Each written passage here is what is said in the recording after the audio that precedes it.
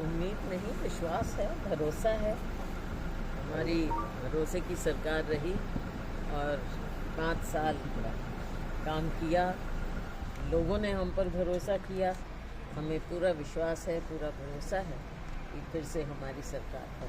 जैसे जब चुनाव हो रहा था तो भूपेश बघेल और कांग्रेस कह रही थी कि अब की बार 75 पार, तो जो एग्जिट पोल है वो तो बहुत नीचे दिखा रहा है कांग्रेस को। एग्जिट पोल तो देखो आते हैं जाते हैं, लेकिन ये मैं कह सकती हूँ कि बहुत बढ़िया बहुमत से हमारी सरकार ज़रूर बने। अच्छा, क्या वजह आपको लग रही है कि दोबारा सरकार आ जाएगी? 5 साल हमने काम किया, लोगों का भरोसा जीता, लोगों के बीच में रहे, जो उनकी इच्छा थी उसको हमने समझा, हर वर्ग को समझा, चाहे हमारा आप समझ लीजिए मज़दूर, किसान, महिलाएं, युवा, हर एक वर्ग को हमने उनकी ज़रूरतें समझी, समय के मुताबिक क्या किसको मिलना चाहिए वो हमने किया। और सबसे बड़ी बात ये है कि विकास में हिस्सा मिलना चाहिए, विकास में हर वर्ग का हिस्सा होना चाहिए, उसे महसूस हो कि ये मेरी सरकार है और जो भी प्रदेश आगे बढ़ रहा है उसमें मुझे भी कुछ हिस्सा मिल रहा है। मैम, कल जो बैठक हुई मैम उसमें कल कहीं जाने का प्लान बना है क्या?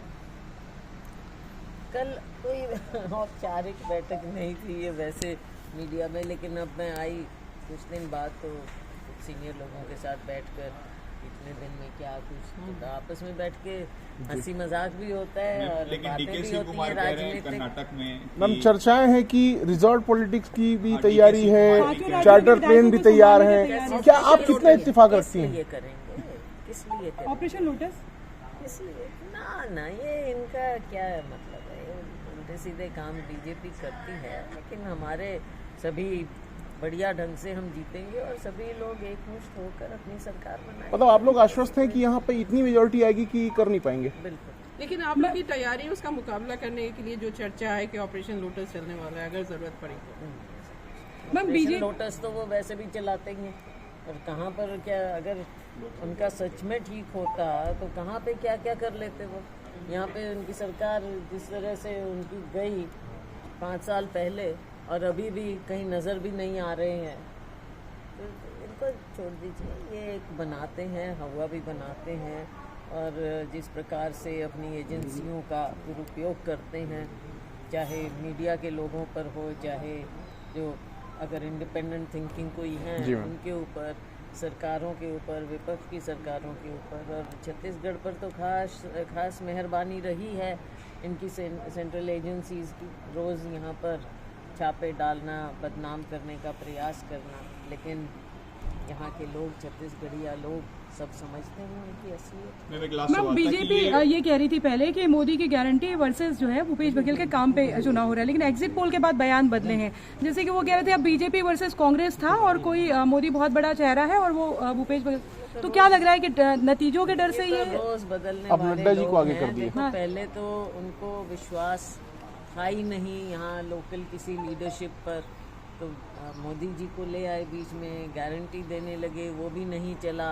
और अब जब उन्हें मालूम पड़ गया कि सरकार उनकी कहीं आसपास भी नहीं है, दूर दूर भी नहीं है, कहीं बीजेपी का नाम नहीं है, तो अब बदलना तो है ही नहीं। मैम सीएम भूपेश बघेल ने पत्र लिखा है प्रधानमंत्री को, और जो है ऑनलाइन बैटिंग ऐप जो चल रहे हैं उस पर बैन लगाने की बात की। इस पर भाजपा नेताओं का भी कहना है कि अगर राज्य को अधिकार अगर चाहे तो प्रतिबंध लगा सकते हैं। देखो ये एक बहुत बड़ी गेम है जिसके इंटरनेशनल मामले हैं, इंटरनेशनल कनेक्शंस हैं, तो ये केंद्र सरकार को करना चाहिए और करना चाहिए था समय पर, किया नहीं। यहाँ पर तो जो काम हो सकता था पिछले साल से ही शुरू कर दिया था। यहाँ पर तो हमारे सरकार की एजेंसीज ने काम शुरू किया, FIR हुई, अरेस्ट हुए लोग, तो वो तो राज्य सरकार ने किया नहीं, लेकिन केंद्र सरकार ने क्या किया? जब चुनाव आए तब इसको एक मुद्दा बनाने का प्रयास उन्होंने किया, झूठ बीच में ला कर, वो तो चली नहीं बात। केंद्र को जो अपना काम करना चाहिए, दायित्व निभाना चाहिए, वो ये नहीं निभाते हैं, केवल सेंट्रल एजेंसीज को विपक्ष के लोगों के खिलाफ इस्तेमाल करते हैं। अजय मां का नारा है मैम रात को, झूठा प्रोपेगेंडा फैलाते हैं। अजय मां का नारा है रात को बैठक भी होगी। हमारे पर्यवेक्षक हैं अजय माकन, वो आए।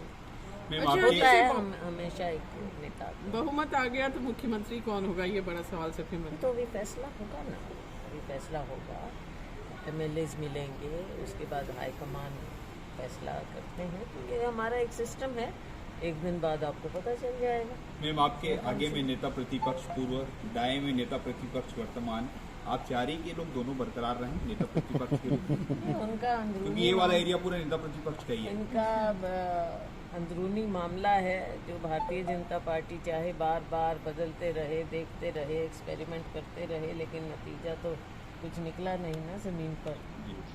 विश्वसनीयता तो इनकी है नहीं। बाकी नेता देखो, व्यक्तिगत रूप से कभी किसी के ऊपर हम करते नहीं हैं टिप्पणी, जरूरत भी नहीं है। तो मतलब इनको नेता प्रतिपक्ष का चेहरा ढूंढना चाहिए अगर वो नहीं आ रहे। ढूंढे कुछ इफेक्टिव हो ताकि लोकतंत्र मजबूत हो। मतलब मजबूत चेहरा लोकतंत्र ढूंढे नेता मजबूत प्रतिपक्ष में। होना चाहिए। केवल छींटाकशी की जो ये राजनीति होती है उससे नहीं होता। मुद्दों को उठाएं, छत्तीसगढ़ के जो मुद्दे हैं उनके बारे में बात करें। तो देखो, सरकार भी ध्यान देती है और हमारा हमेशा, हमारी कांग्रेस पार्टी की तो परंपरा रही है लोकतंत्र की, मौका भी देते हैं, उनकी बात भी सुनते हैं। ये तो आप केंद्र से राज्य तक देखते हैं कि भारतीय जनता पार्टी की सरकार केंद्र में जब से बनी है, 10 साल होने को आ रहे हैं, कैसे विपक्ष का गला घोंटा जाता है, कैसे मीडिया को कंट्रोल किया जाता है, ये उनके काम है। हमारा लोकतंत्र में विश्वास है। यहाँ पर छत्तीसगढ़ के लोगों के हित में जो भी कार्य होगा, चाहे वो कोई भी सुझाव दे, हम हमेशा उसका स्वागत करते हैं। मैम एक सवाल ये भी है कि 14 सीट अभी वर्तमान में भाजपा की, और एग्जिट पोल के अनुसार 35 से ज्यादा सीट अभी जो है मिल रहे हैं उनको, तो आपको नहीं लगता मैम ऐसे में और भी काम करने की आवश्यकता है? असलियत कल सामने आ ठीक है, जाएगी। ओके।